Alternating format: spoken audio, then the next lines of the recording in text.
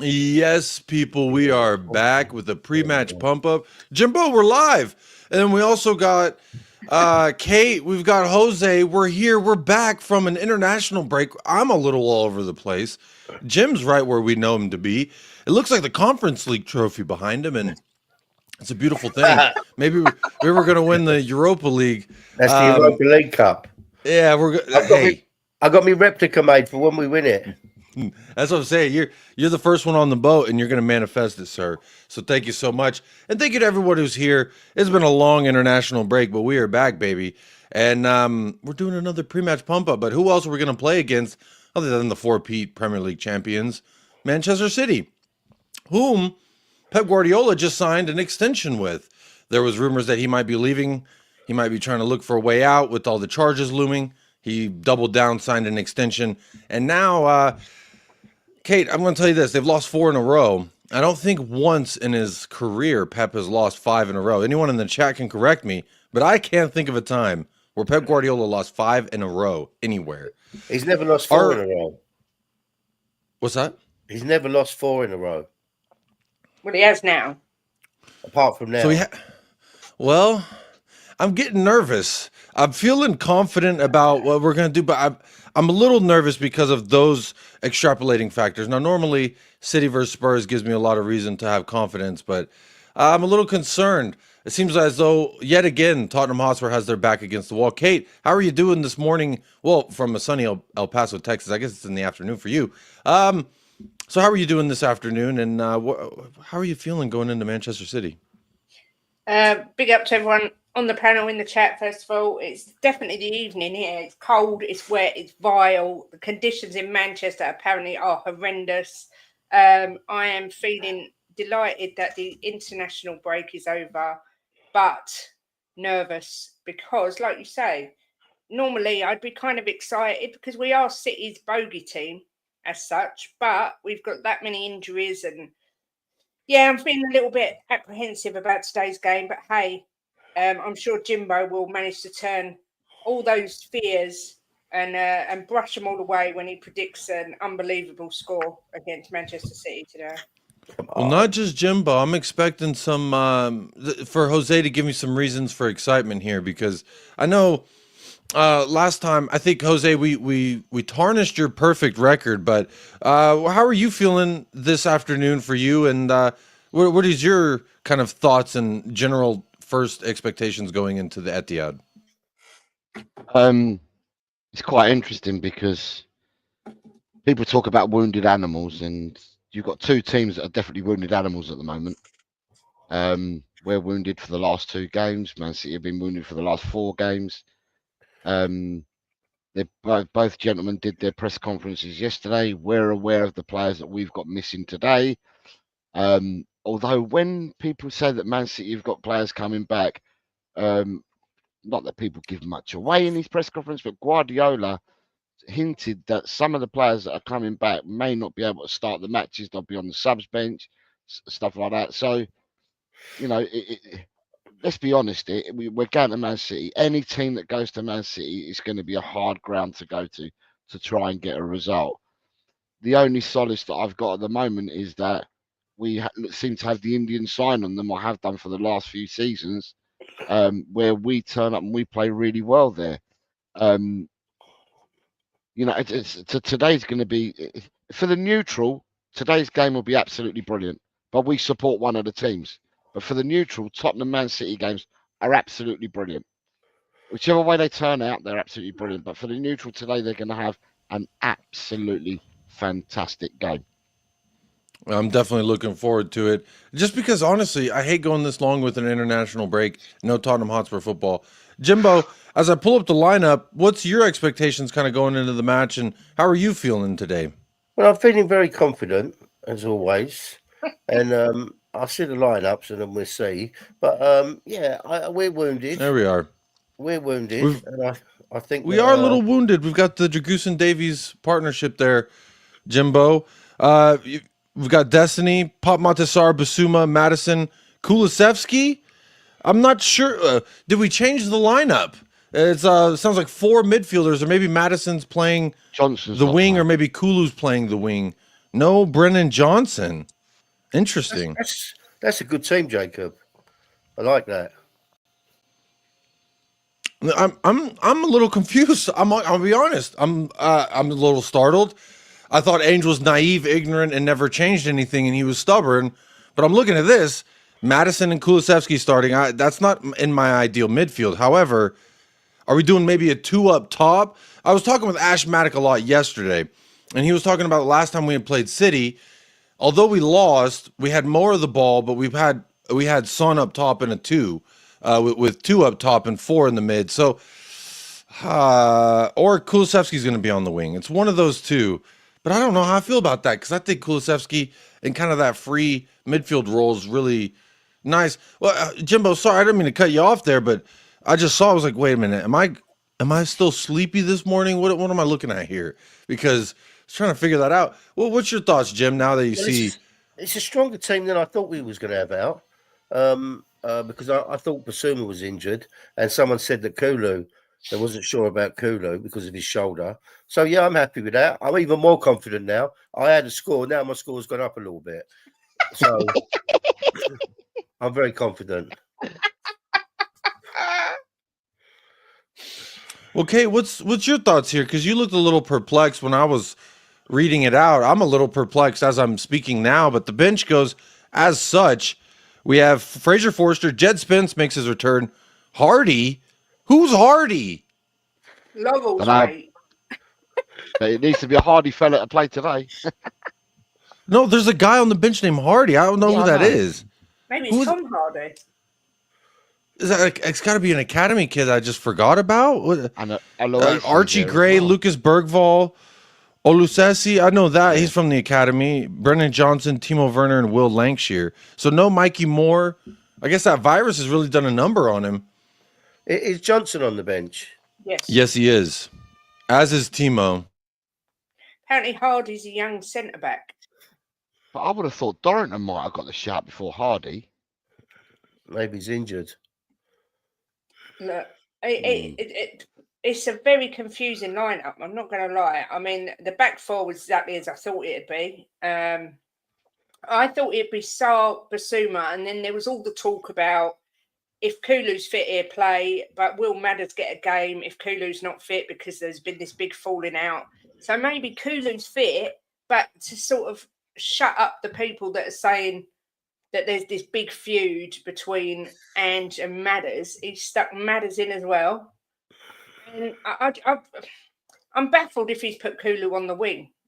Kulu on the wing, or maybe he'd put him on the wing, but give him free rides to play in a position because he's quite a fluid player. He plays all over the place. I don't know. It's took me by surprise. It's not what I expected. I thought it'd be Johnson, Sonny, and Solanke up front. So he's thrown in a bit of a curveball, which is interesting. I'm not gonna lie. I like this. Someone said Hardy is Ainge's middle name. He's gonna sub himself in at some point. That would be fantastic. Real quick, big up everybody in the chat, over 200 people. So real quick, hit the like for Ben and Sim on the channel. And then make sure you stick around for the watch along that starts shortly after this. But look, the lineups are out. My head's mostly wrapped around this, but my wife's also vacuuming in the living room. And it's really, really throwing me off because for some reason I have an aversion to cleaning. But there we are. So hopefully y'all can't hear that too much coming through. But the bench, I was looking here at SofaScore. They don't even have the young gentlemen that are on the bench. I was like, maybe they'll tell me who this young Hardy kid is. I've heard of Olusesi. I believe he's a midfielder, if I'm not mistaken. But I'm not sure who Hardy is. But if I'm looking here, and I'm supposed to believe this is Manchester City's lineup, they've got Ederson in goal. Kyle Walker's going to start at the right back. John Stones, Manuel Akanji, Josko Vardiol is going to be the left back. He's actually been one of the best left backs in the league thus far, Josko Vardiol. Rico Lewis looks like in their midfield. I don't believe this formation at all. I think Rico Lewis is going to kind of roam, but it says Phil Foden, Ilkay Gundogan, Bernardo Silva, and Savinho in their midfield with Erling Haaland up top. So that's a strong lineup. That is about as strong a lineup that City could field. We've got about as strong a lineup that we could field. It's really just going to come down to who's swinging the most. Jose, what do you think about this? What's your thoughts on the lineup?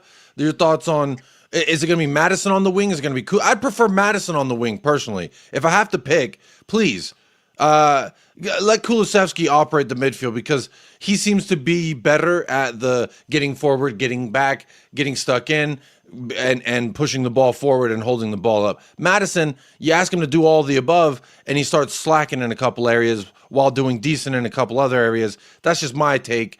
I think he might be better served just to hang out on the wing. It's not like we're asking him to use blistering pace because I don't think he's got that either. But I don't know. He's played on the wing before for Leicester. I believe it was the right wing he played for some time. Then they pushed him back centrally when they had two strikers. But I don't know. I'm a little confused still. Where are you at, Jose? I've got a Jose, feeling. sorry. I've got a feeling that Tottenham, in and out of possession, it'll be a 4-5-1. I've got a feeling it's a 4-5-1. Solanke spearheading, and you've got Kulu wide right, Sonny wide left, and the other three in the middle.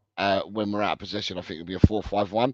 And then as you attack, when we attack, it can become then a 4-3-3, whereby you do have Sonny and Kulu pushing left and right, and Madison running in from the midfield.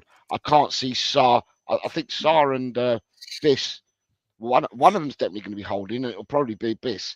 But I could see Sarr doing a bit of the defensive shaping as well. I think with Man City, if we're going to match up with them, Rico Lewis and I think Gundogan will do the same for them two as well, because they haven't got their pivot. They've lost both their pivots that they've got, and today they'll probably turn around and prove me wrong. But when I watched Gundogan play the pivot role in the last game, he looked really poor because Gundogan's normally an attacking midfielder and not a pivot midfielder. So the midfield will be interesting today. I think today the game is who can control that midfield or who gets the better of each other in that midfield. We know that Man City like to pass the ball for fun. But it's a case of having engines in that midfield. And that's probably why we've got Sarr there with the legs in that position. Just That's to what I say can see. I can see quickly, 4-5-1. so sorry, Jose. Just to say quickly, that Hardy that's on the bench is 16 years old. 16. It's just a little baby. Man City's bench. They've got your McAtees, O'Reilly, Pusey's, Wright. They've got 4 youngsters on their subs bench as well. So you know, as I said, for the neutral, this game's going to be absolutely brilliant for the neutrals. It always is. It's just that the people that are going to go through the ringer. 6'2", by the way. He may be 16 years old as a baby, but he's a tall beanstalk. A right-footed defender. That's crazy. But you know what? Big up to the young man. Hopefully he doesn't have to touch the pitch. I'll be honest. You don't really want your senior debut. Well, maybe you do. Want your senior debut to be against one of the best teams in the world, or arguably was the last year. But looking at their bench, Jahai Simpson-Pussy, Nathan Ackey, Jacob Wright, Nico O'Reilly, Jack Grealish, Kevin De Bruyne's on the bench, Matheus Nunes, James McAtee. We remember McAtee. He was in that team that we beat in the Cup. So, Jim, is there anything you're taking away from that Cup match that we won? Because when we won, everyone said, well, Pep didn't want it. No one cared. Only us. Do you think that Pep cares today? And do you think that we can carry anything over from that day to this day? That's a crock that he didn't care. Of course he cared. He wants to win every game. You know, he lost that game, and that was the start of his losing run, right? So he wants to win every single game. Of course he does. So that's just people that don't support Spurs or Spurs fans and want to make excuses because they want their YouTube channels to do better. So they put us down. Of course he wanted to care. Of course he cares. Of course he wanted to win. We beat them. That's it. Simple. So, and we're going to go out and beat them today as well. I'm confident. Very confident. We've got a good team out. Much better team than I thought we'd have out. But I'm a little bit, and this is probably where I guess I'll be the slight wet blanket here. Starting Ben Davies in the year 2024 is. I'll be honest. I've wanted a replacement for Ben Davies for the better part of 5 years. And don't diss the Davis there, Jacob. Don't diss the Davis. He comes on and he does well for us when he comes on. He's Mr. Reliable, you know. He's made least mistakes than most of our other defenders this season. He's done better than he's Romero, played. I would say. Yeah, this he's been. every time he's been called on, he's been excellent. So He's been excellent. His experience, he's got an old head on him. You know, he's captain of his country, and yeah, That's true. I'm not worried about Ben Davies at Okay. all. Not at Are all. you worried about anyone worried about Dragusin? yes, massively. When we went to watch Ipswich, which was a whole new experience, he looked so poor. He literally looked so bad. I thought he was dreadful. What do you think it is? Is it us asking him to use his pace? Is it him being questionable in his qualities?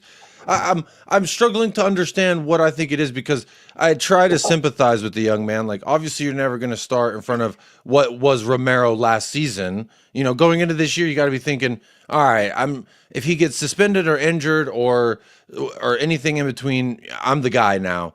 You know, he kind of gets thrown in at the left center back, the right center back, and he's kind of mixed and matched. And it seems like his suited position, he never, not never, I don't want to say never, but when he plays on the right side, which is what his favored position should be, he seems worse. I don't understand. You know, he puts in last year some decent shifts at the right sided center back. I think this year was one okay performance, but I can't really think of a match today or a match this season where I've been very, very confident in him. It's almost, I'm a little bit more worried. And then this leads everyone to the notion of, well, Ainge has to adapt that line. It can't be that high if you have Dragusin out there. Does anyone, Kate, do you subscribe to that notion that we need to change the way that we play based on the personnel that we have? To an extent, I do. Yeah, I don't think he will particularly, but I do. I think I said it before. If you've got a lot of injuries and you can't play the high line, then it needs to be, even if you just bring it forward 10 yards. But we all know Ange doesn't really want to do that. Dragusin to me looks a bit like a rabbit in the headlights, and I think I've got to say, I think his agent is making things a lot worse for him, because he's constantly on at the club. You know, you're not playing him, he's better, and he's putting all the pressure on this kid's shoulders. So I think his agent needs to. Well, I'll never forget that agent got the free coffee, and that was my first impression I got of him. Was like, hey guys, I got free coffee at Tottenham Hotspur Way, and it was good. It was like, okay, it seems like I feel like you act like you've been here before, and then you don't stand out like a sore thumb. But either way, regardless, Jose, what do you think of this partnership? Sounds like for a consensus, I would also agree that I think I have more faith in Ben Davies to be sturdy, but them together actually haven't been that awful in Europe. So like they have a little bit of chemistry there. Is there some hope that this duo can be better than Ben Davies and Emerson Royale? Then, you know, last year we had Emerson Royale and Ben Davies as our center backs at the Etihad. So you got to imagine this is a step up, do you think, from that? Well, the one thing I'll say, people much maligned Emerson. He always gave it 120%, whether it came off or not. He always gave it 120%, Emerson. And you know, people need to look at Emerson. Okay, he might not be the sharpest player for people on the eye. People, you know, would criticise him and that, but he always gave effort for Tottenham. As I said, whether it paid off or not. And there was many a time last season that him and Ben Davies actually saved us in games and done really well as a defensive partnership. With Dragusin, I've not been impressed with Dragusin from day one. I heard everyone saying the Dragons this, the Dragons that. I've not been impressed from day one. He looked good for Romania in a few games in the Euros, but then when he's come back to Tottenham to play for Tottenham, I don't know whether it's the system or for me, he gets touch tight, and when he gets touch tight, he gets roasted and ripped. So I think he needs to not get touch tight on players, because it seems to be like he's a statue. If he goes touch tight to a forward, they easily roll him and turn him, you know, and he probably has to give himself a yard or two from the striker, and then you can see what the striker's going to do, and then you can put your tackle in from there. You know, it is what it is. We've got our two centre halves are out, and we're now having to play with these two players. You know, at the end of the day, let's see what he does. I hope that the more game time he gets, I hope that he learns more and more from the game time he gets, and he learns more and more about the Premiership, because whether people like it or not, the Premiership is a different bean to other leagues, and it always has been. The nearest bean that you've got to the Premiership is the Bundesliga, and we're probably about 20 miles per hour quicker than the Bundesliga, and that's the nearest league to us. So, coming from Italy, coming from the way that he played in Italy, yeah, you can have all day on the ball. You can all pass it, pretty tackles around the back and that. You can do all that in Italy, but in the Premiership, man, it don't happen that way. It doesn't happen. And the pressing in the Premiership is absolutely insane compared to Italy, compared to Spain, compared to other leagues, where here in England, you've probably got 16 of the 20 teams in the top division all press high and are really good and intense pressing. You go to the other leagues throughout Europe, to find that kind of percentages with pressing teams. So to me, it's learning. I'm kind of with Kate a little bit as well, whereby his agent does him no favors whatsoever, because the agent comes out and talks, says his bits and pieces, then his player has a really bad game, and it makes it even worse for him. But the thing is that for me, This with the comment's agent, insane. Someone said Mud FC says Radu's Dyer with a man bun. That killed me for a second. and then also as well, I'm going to say that with Tottenham, I would have thought that with the rogue statements that his agent keeps coming out with the seeing that we've got CAA base affiliated and aligned with Tottenham, I would have thought that someone would have spoken to the player already and said, you know what, mate, you need to get rid of him, and you need to come. We got CAA base on the doorstep here. Come and be get them as your agents. A lot of players in the Tottenham squad have got CAA as their agents. Yeah, Yeah, and well, I so just does think Ezzy, but that didn't matter to anything. he's not a Spurs though. I'm talking about Spurs players.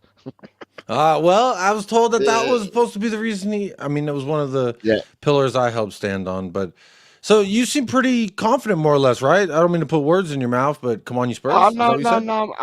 I'm saying that he needs to grow into a Premiership player.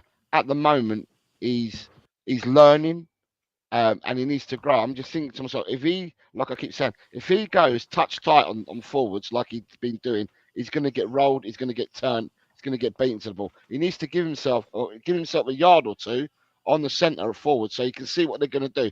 Look at the ball, see the feet, see what they're going to do, and then he can put his challenge in. But at the moment, he's playing touch tight to these players, and he's getting turned. For me, as I said, last season, the much maligned Emerson and Davis saved us a lot of times.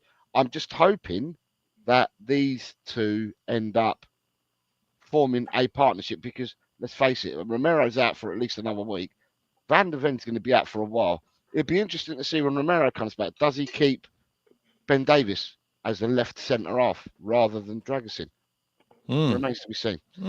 No, well, that'll be interesting. Sounds like everyone trusts Ben more. Go ahead, Jim. Well, Scarlett's just scored as well. Dane Scarlett for Oxford. Yeah. I saw that notification on my phone. Big up to Dane Scarlett. I'm glad that it seems like he's doing something because he wasn't playing a lot last year, so that's very disappointing. Well, there was something you mentioned about playing touch tight and not getting overran, and it made me think about these fullbacks, because the shirt that I'm wearing on the back of it is a Destiny Udogie 13 on the back, and to be quite frank, he's been kind of disappointing defensively this year. Pedro Porro, same thing for me. Kate, I'll go with you first, and then Jim, I want to hear from you as well. What are your hopes here with Savinho versus Destiny? Because Destiny struggled this year against the Fatawu. He struggled against a couple other wingers whose names I forget. And then Savinho was doing pretty well versus him the last time that they saw each other. So where are you at with these fullbacks? And what's your expectations as far as Mr. Savinho, Phil Foden going at Pedro Porro? You don't want to know what my expectations are with Phil Foden going at Porro. That to me, at that back line of ours versus their attackers, terrifies the life out of me. I think Doggy again has looked shaky. He didn't have a great start. Then he looked like he was improving, and then I mean Ipswich. I've got to go back to Ipswich. It was diabolical from everybody. There wasn't much really to take from it at all. It was just an all-round dreadful performance. And Porro again showed that he's having trouble defending. There's rumours come out this week that Real Madrid want Porro as well, which is another thing, you know, in the media that we don't need. I'm concerned that those back four are going to get exposed massively, with the likes of Phil Foden and Savino, who's a fantastic player. Jim, the yin to Kate's yang. You feel free to chime in at any moment here and interrupt your beautiful wife. It's a completely different game, Kate. Ipswich stick 11 men behind the ball, you know, and these are going to play more open football, which suits us a lot better. So you can't to compare one team against, especially Ipswich against City, is completely different the way they play, and the way City play, as we've seen over the years, you know. So their game suits Spurs much better. Last 5 games we've won 2, they won 2, 1 draw. You know, so like, I was looking at some of that, Jim, and it's like when we have less of the ball, we either draw or we won. When we have more of the ball, we lost every single time. So far, at least under Ainge, because I feel like in the past before we were more willing to just give them the ball with Jose Conte, etc., and Nuno even when we won 1-0. Just give them the ball, we'll sit behind it and we'll hit them on the counter with Son and Kane. Yeah. Whereas now it's more of like we're trying to go toe to toe, swing for swing with prime Mike Tyson, not Jake Paul versus Mike Tyson, not that old man underwear show I watched. I'm talking about prime Mike Tyson before he bit the ear. That's what we're trying to go punching with. And you know, I guess there's the concern because I don't know what's going to happen. Are we going to give up the ball? Are we going to try to have more of the ball and just not have more of the ball and then end up doing better? There's a lot of different ways that this could go for me. And it seems to be our route versus City, at least under Ange Postecoglou, is less of the ball. We get at least a point or 3, or excuse me, knock them out of the cup. So I don't know. Kind of just flip a coin is kind of how I feel is how this game's going to go. But Basuma and Sarr are going to be massive in this game. Absolutely massive. If them two play well in that midfield, then we got a huge chance. But we need them to be stuck in winning the ball back. And that's a good point that you bring up, because I did want to highlight, at least SofaScore seems to believe that Ilkay Gundogan and Rico Lewis will be their little bit of a midfield. Bernardo Silva kind of playing that 10, which I'm fine with that. I know Bernardo Silva didn't play versus us in the cup. Neither did Haaland. But Savinho, Rico Lewis, Ilkay Gundogan, these are not unfamiliar faces. Seems to me the game can be won or lost right there in the middle of the park. And it just matters. I think you highlighted that point, Jim. And Jose, I want to ask you about this as well. What is your thoughts on Yves Bissouma, Pape Matar Sarr? For me, a lot of the times that we see them both perform at their best is when they play next to each other or 45 minutes apiece. So maybe it seems like a stronger midfield. I don't know. I saw a comment from Adrian, big up Adrian, talking about Kulusevski being at the right wing to maybe help out more defensively than a Brennan Johnson would. Brennan Johnson seems to, if you go back to the Smosdicks bicycle kick versus us, Brennan Johnson could have just stuck a foot out there, just put a foot out there and just see what happens. You know, maybe you deflect the ball, but instead he pulls away from it, kind of shied from the contact. I don't think Kulu would do that. I think Kulu would throw his entire body out there. He doesn't really care. And he also had some indicative words over the weekend, and I for one liked it. I liked what he said. Some people didn't. Some people think it may have been a shot at the leadership or a shot at the club, where he said basically we lack a consistency. We lack, he kind of spoke on a lot of the things that we're seeing as fans. But do you have a lot of faith in this midfield of Yves Bissouma, Pape Matar Sarr, and I guess either Madison, Kulu, whoever rounds that out? You would assume it'd be Madison. So for me, I'm going to take it back a step to the defensive, right? So you said that Savinho up against the doggy. If Man City play horseshoe football, then Udogie and Porro won't have to worry about the crossing, because I really, really do worry Tottenham's defending on crosses, because with Porro, Porro just gets himself into the triangle shape, hands behind his back, and doesn't block crosses. And with a doggy, if people watch a doggy's left-footed, and he goes and challenges every cross with his right foot, which as a left back, you should be challenging with your left foot. So therefore, crosses get in.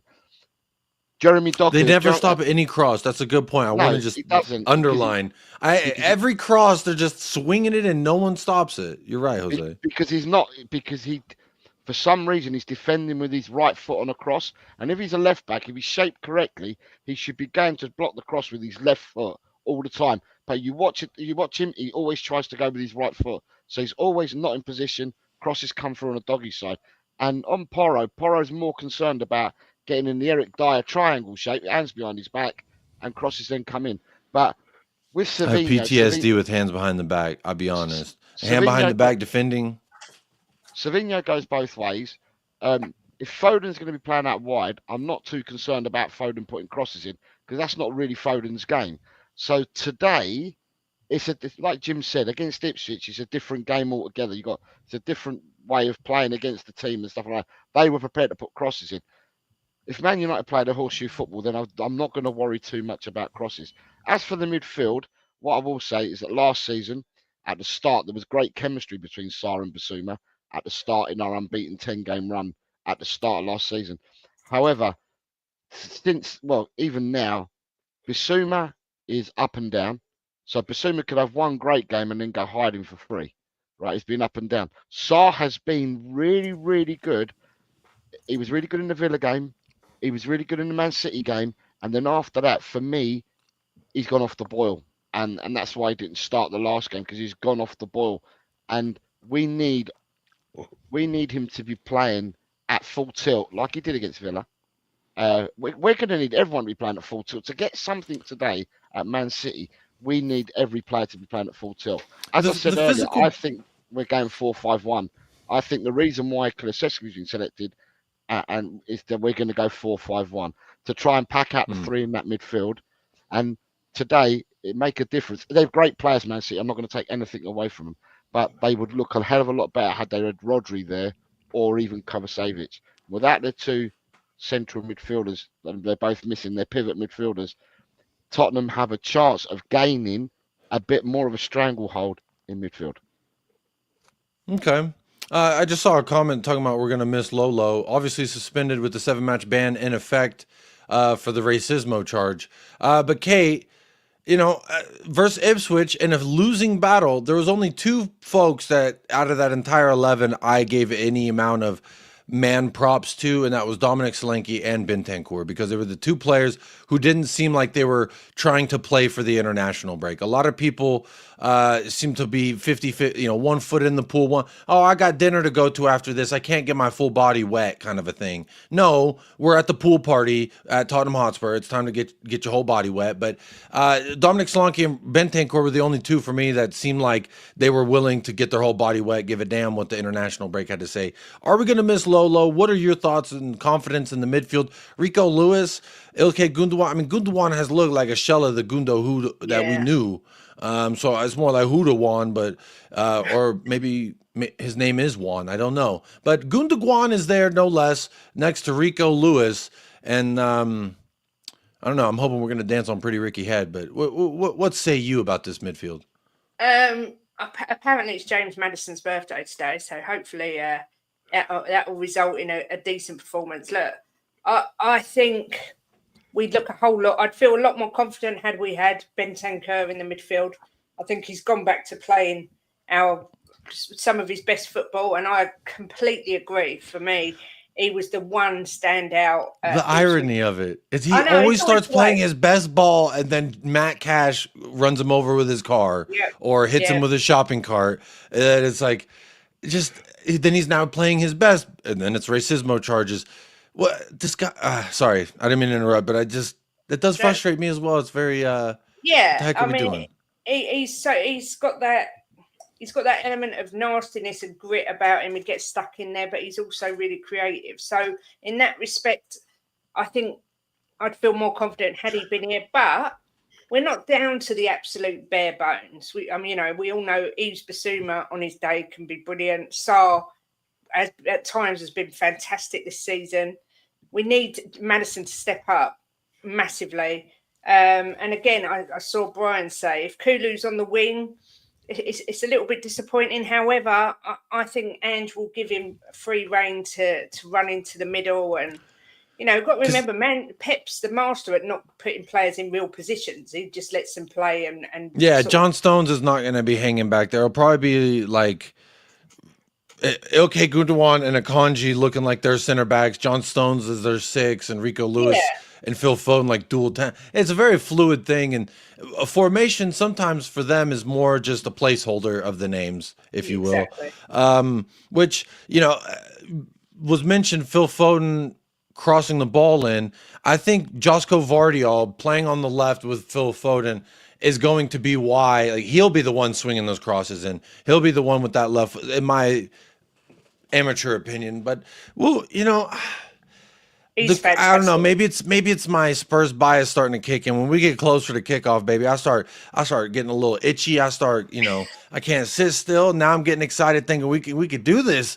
But again, then I start looking at their lineup and I get a little okay. Well, I mean, Erling Haaland, the man is a robot. We haven't even spoken about Erling Haaland. Radu Dragusin, Ben Davies versus Erling Haaland. What are we saying? Anyone scared? Our most important player today for me is Dominic Solanke, because the press starts from Dominic Solanke, and one thing defenders don't like is they don't want people harassing them and people that have got speed, and Solanke has both. And for some reason, I don't know why, Solanke seems to have so much energy and so much about him that he's not a player that, you know, that does it for like 20 minutes. If you let him run and you give him the ball and you let him press, he does it for far longer than that. So I think Solanke at the spearhead for us is the most important player, both attacking wise and in defence, because, you know, if they get corners and free kicks and that, then Solanke's a beast, and I think Solanke's the most important player for us today. Do I fear much Haaland? like Kane used to be? I mean, I know we can't say that 4-letter word here on YouTube too much without demonetizing videos, but a Sir Harold Edward Kane. Yeah, but Kane wasn't, even in his pomp, he wasn't as high pressing as Solanke.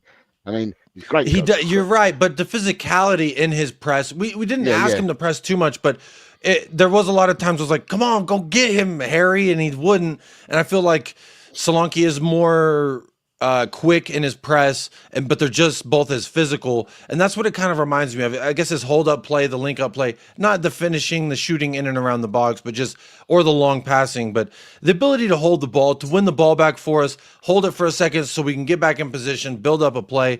It almost seems like Solanke drops into that 10 sometimes, Jose, so that's a really good point, I think, as well, that Solanke could be a very big factor in this. What is everyone's, real quick before we do predictions and goal scorers and run through the chat to see who's got goal scorers in the chat as well, what has everyone's take been on Solanke? Because I feel like Spurs fans, for the most part, some have been giving him very silly playground names like so wanky or so all different types of words. I can't even think of them right now. But for me, I think I don't even blame him.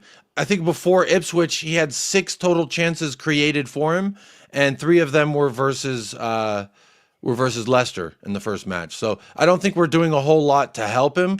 I don't know that I can expect him like Harry Kane to, whenever he's not getting service, just grab that ball and do something with it, kind of a thing. But Kay, I'll start with you and just run through. What's your take on Solanke been this year so far?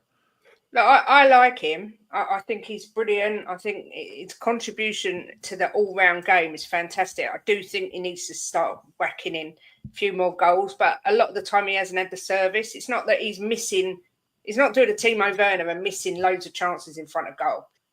He's got to get the service, but I'm pleased we've got him. It's only his first season with us. It's only his first few games. I think Tottenham fans expected him to come and, not expected him because he was slated before he'd kicked a ball by a lot of people, but we're hoping he would come and suddenly be top goal scorer after sort of 10, 12 games. But I think it'd come good. I really do. But his actual, what he contributes to the team is off the charts. He's such a hard worker. He's so physical. Like Jose says, he starts up the build-up play. He just needs to get more crosses into him so he can finish off. And he hasn't been getting the service, in my opinion. Yeah, but he works his arse off.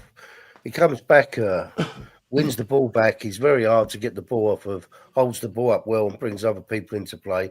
If you look at the goals this season, most of Johnson's goals have come from him, taking people away from Johnson where Johnson's got the space. He's done, I think he's done excellent. He hasn't put the goals in we've wanted, but he has scored 6, I believe, in all competitions because I have got a bet with someone, so I'm keeping track.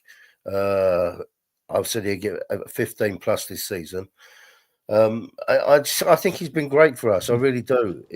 Has he been the Dom Bomb? Gang Riots is holding me to account on my words here, Jim. And I was calling him the Dom Bomb. Here's a braised Dom Bomb. I was having some fun with that. But you know, he had his little Brennan Johnson run, if you will, where he had 4 and 4, 4 and 5, something like that. And he's got 2 goals in Europe. It's his first European game, but I don't think he's really hit the ground like a metaphorical bomb, but but I don't think goals, he's been that bad Jacob. either. I don't know. But for the team he has, he's worked hard for the team. I mean, Yeah. if you watch his play, he brings other people in. He holds the ball up well, you know, and he comes back in there. He comes back and wins the ball back and starts the attacks off again. He's been great. That's for happened us. a lot. Yeah, he's been really, really good for us. So I've just got to play devil's advocate here with Jimbo for a minute, and I'm not saying that this is what I think completely, but I agree with what you're saying. But then people say the same thing about Richarlison. Oh, he plays so much of the team, he works hard, he does this, and yet he's crap in front of goal. At the end of the day, we bought Solanke for 4 goals. Yeah, but you fire a ball at him though, Kate. All right, and you pass the ball to him. The ball sticks. That's where the difference between Richarlison. The ball sticks with Solanke. It doesn't. Richarlison has a very poor first touch. Very poor. At all. So therefore, you pass the ball up to Richie, and invariably our attacks break down because it bounces off his shin, off his knee, off his side. You can't trap a bag of cement. Now you get Solanke, you fire the ball at him. You can whack the ball at him, and you can see him. He takes it on his chest, and he can hold the defender off, so the ball sticks with him. And in the press as well, I think he wins the ball back. I would say, you know, I don't have the numbers in front of me, but off the top of my head with my eyes, like at least double the amount of times that Richarlison wins the ball back with his press. Because I feel like Richarlison maybe once a game, whereas Solanke maybe 2, 3, 4 times a game. And I remember when we first signed Solanke, I was like, initially, I don't know that he's better than Richarlison. Then I saw him play 1 match, and I was like, okay, I do think he is. But one of the stats of last year is, you know, no one headed more goals than him. But we don't cross it in the air. We do those sizzlers across the ground for the tap-ins. But he did have a very cheeky finish in Europa, if you remember that little, like, that was cheeky. Oh, that's only a striker finishes that, man. That's you don't see those kind of he's got something to him. I just feel like we're not necessarily using the car in the right way, if that makes sense. There's a whole lot more in the engine that we're not utilizing. But anyway. Steve Wilson's put the stats don't lie. Solanke, 3rd worst finisher in the Prem. Look it up. We're not talking about his finishing, right? We've said that he can do better finishing, Stephen. But his all-round play, I think he's been excellent for the team because it is a team sport. I think he's been excellent. And we've got a lot of goals come from elsewhere because of him holding the ball up, but putting in good passes and taking players away from goal scorers. And something else I want to say is, like, this attack has always hinged on the entirety of the team, not a one man's brilliance. Yeah. So it's like, even if we had Harry Kane, I think it would be the same thing where we're not utilizing all of Harry Kane because this system isn't requiring a all-around Harry Kane quality player. In my opinion, like I would love that because surplus to goods is always fantastic, but it's not. We don't hinge our goals upon whether Solanke performs well or not, in my opinion, because I feel like you could ask every Spurs fan every match this year that has passed and say, Do you think we should have scored more goals that game? It's like, yeah, man, we could have had. Hey, look at Ipswich. Brendan Johnson could have had 2 goals in 13 minutes, but he failed to convert either one. So I look at that. Newcastle and Arsenal, that was 180 minutes where 35 chances were created, but 1 went in off of a Dan Burn own goal. That to me signals these players lack efficiency in the final third. But our goals are still the top of the, or not anymore, but it's in and around the top of the league. The goals conceded in and around the top of the league. It's just the results haven't followed. So it is a results-based business. We will need to get the 3 points at the end of the day to silence or to motivate those who need it. But look, we're coming near to the end of the show, and I like to do. I like to get my score predictions in. I like to figure out who scored in the goals, and I'm gonna switch it up. Jose, today we're gonna start with you. Difficult game. As per usual, I cannot go against my team. So for me, I think You can give me 2 answers. You can give me your heart and your head. No, I'm going to give the only result that I'm going to give, but I'm just going to clarify why I'm giving it, and I'm also going to say, I repeat this again, for the neutral, this is going to be an absolutely brilliant game of football for the neutral, but I can never back against my team, so today I'm going to go for Man City 1, Tottenham 2. And the goal scorers, I don't care if Haaland scores 2 own goals. Don't matter as long as we get the victory. So I'm not going to give you goal scorers. But if I'm going to be pushed in it, let's go for Solanke for a goal. And James Maddison. I like me some James Maddison. Yeah. A birthday goal. Maddison, along with Solanke. 2-1 Tottenham. 2-1 Tottenham. A little low scoring for my thoughts, but Jose, I appreciate it nonetheless. Just like DJ Samuel, remember for 29 months, that is almost 3 years of supporting the channel. Big up DJ Samuel for using that membership chat to say, come on, you Spurs. And maybe this is that good luck charm. There's also, a few YouTube chatters that be in my chat. They're going up to Manchester City to go see the mighty Tottenham Hotspur play. And I told them, I looked them in the eye while I looked in my camera lens and I said, you will be the reason we get a victory. My daughter's boyfriend's father is Manchester City supporter, and he's a Manc. He's from Manchester. And I saw him during the week, and I said, how much are you going to beat us by at the weekend then? And he goes, F you, it's Tottenham. We'll end up losing 2-0. There's a tweet that I quoted as well because it's just kind of, I'm just rolling with the vibe, and it's this. All these reasons, the tweet was like listing all these reasons for City to win, on the 4-peat. Pep's never lost 5 in a row. They've lost 4 in a row. He just signed an extension. This dude's coming back. This guy's coming back. Spurs are missing this player. All the odds stacked against us. And he's like, with all that said, I've got a 3-2 Tottenham Hotspur victory because it's like only us. It seems. I say that we play good versus the good teams and bad versus the bad teams. And if that formula rings true, I think it will be a good match today. And I need 3 points. Like I need some water. And speaking of water, Kate, are you going to water down our hopes and expectations? You see that segue? I'm getting better at this. That was good. Yeah, you're going to water down. I need some water, but hopefully not water down our expectations here, Kate. With your score prediction and your goal scorers. And, just tell me straight. You don't have to sugarcoat it. You don't gotta baby me. Just let me know what I'm worried. I feel like I know what's about to be said. I always hate saying that I think my team will lose, but it's not because I'm not a Spurs fan. It's just I do tend to speak with my head and not my heart, and I cannot see anything other than a defeat today, purely because we are so bad away from home. So I am going for Manchester City 3, Spurs 1. And our goal to be scored by Sonny. Sorry. See, I froze you there. I was willing you to be frozen and you froze. Did I freeze? Kate, thank you. I guess for that. Because the first score prediction we had in the chat was from Belgrade Wanderers, says 5-1 City. And worst case scenario, that's what I'm thinking, something like what y'all are saying. But this is the fun part of supporting Tottenham Hotspur, not only, and also loving the most beautiful sport in the world, because you just never know. On any day, anything can happen. The odds stacked against you. Sometimes it don't matter. You just got to go in there with a full head of confidence and run through that brick wall and see what's on the other side. Belgrade Wanderer. Hopefully it's 5-1 Tottenham. But Jimbo, talk to me. Reinstill the life. Be the plant that grows from the water that has been spread all over the garden of our dreams. Well, I'm going to agree with Jose in the sense of it's going to be a great game, but not for the neutral. It's going to be a great game for the Spurs fans to watch. Yeah, baby. For sure. There we go. And I'm going to give you my heart, and I'm going to give you my head. Okay. Right? My heart says 3-1 to Tottenham. Ooh. Without any doubt, I can't see us losing this game. I'm so confident in this game. Right? I think, especially now I've seen that team, I think we'll do well. And I'm going to go with a solid goal. I'm going to go with a Solanke goal, and I'm going to go with a Decky goal. Right? And now I'm going to give you my head.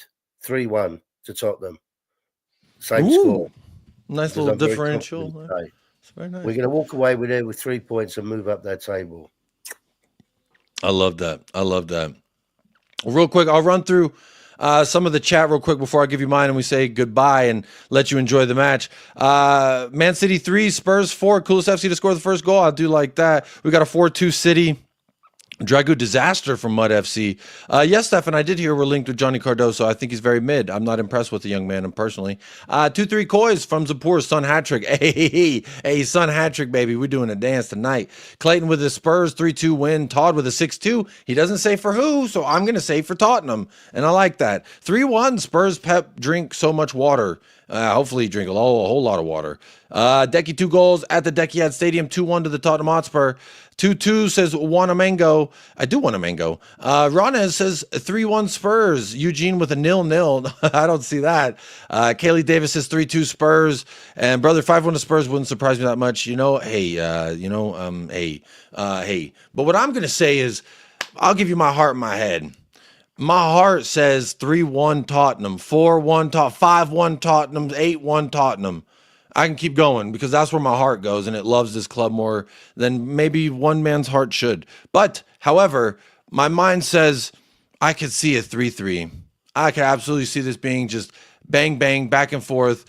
Someone's going to get something out of it, and in the last minute, either they or we equalize, and we walk away with a point.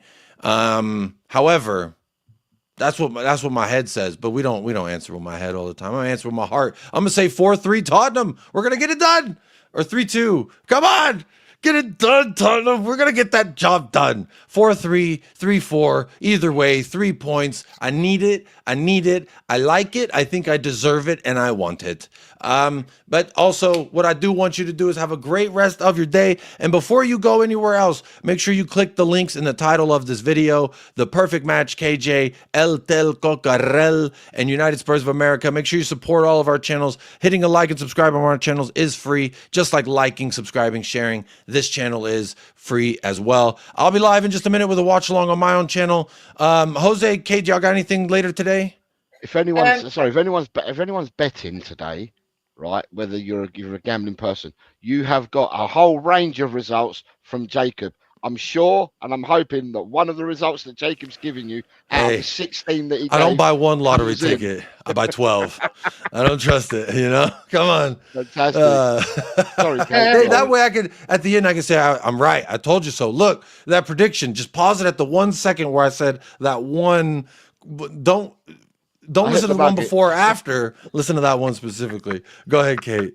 No, I was just going to say, if anyone's at a loose end tonight at 8, I'm on live with Chris Cowlin and Harry Scarf's on there as well, and Craig Dearman analysing the match. So, yeah, come on. Now, they told me you were name dropping now, and I like to see it full live and direct because when good people get to good places, you love to see it. And I love to see it, Kate, because you were great people. But for Kate, Jim, I was trying to say for Jim and Kate at the same time. For Kim and him, for Jimbo, Kate, Jose, Jacob, all of us, we're going to let you enjoy the rest of the day. But before you get out of here, make sure you say one thing.